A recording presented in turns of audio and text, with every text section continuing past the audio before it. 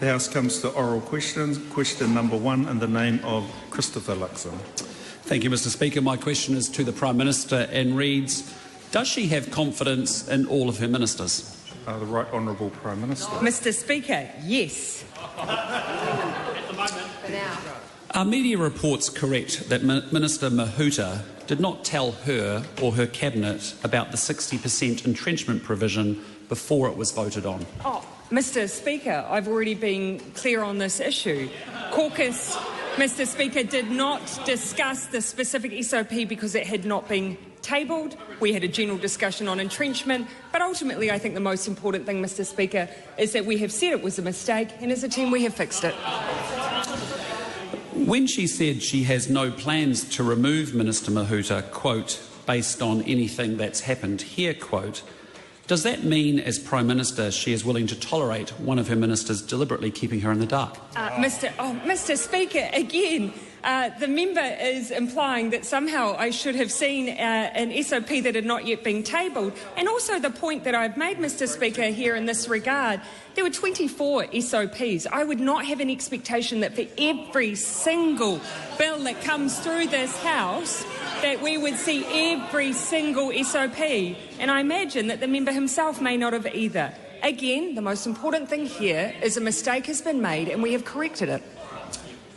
Can she confirm that on the 30th of May, Cabinet, quote, agreed that the bill should not entrench the privatisation provisions, quote, and if so, why is she tolerating a minister going against the explicit instructions of her and her Cabinet?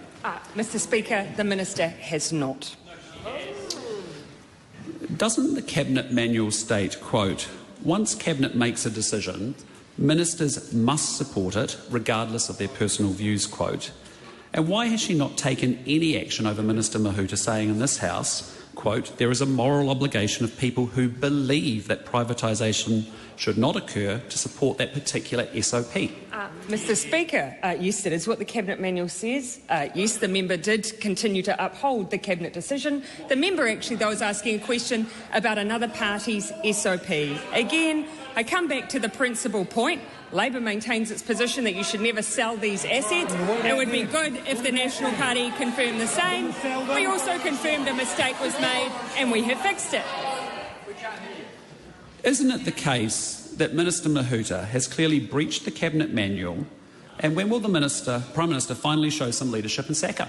Mr Speaker, no, the member has not. Secondly, leadership is fixing a problem when you see it.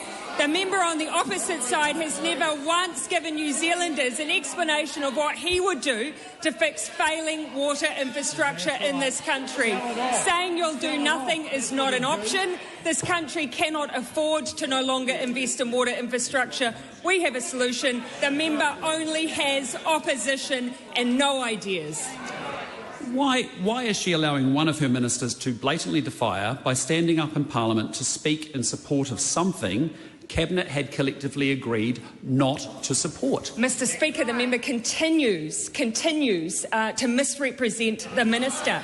Secondly, Mr Speaker, as a party, we have always stood against the notion of privatisation. We have been absolutely clear on that. We have used every mechanism to make sure that we do not see the privatisation of those assets. The minister has gone to great lengths to assure it. What we've come to is a question over whether or not a mechanism like entrenchment should be used for those purposes. Our view is it should be removed, but we still stand by keeping them in public ownership. Does the member? Has she lost so much control over her Cabinet that she's now either unwilling or unable to remove a minister who has openly defied her? Mr Speaker, the minister has not defied Cabinet.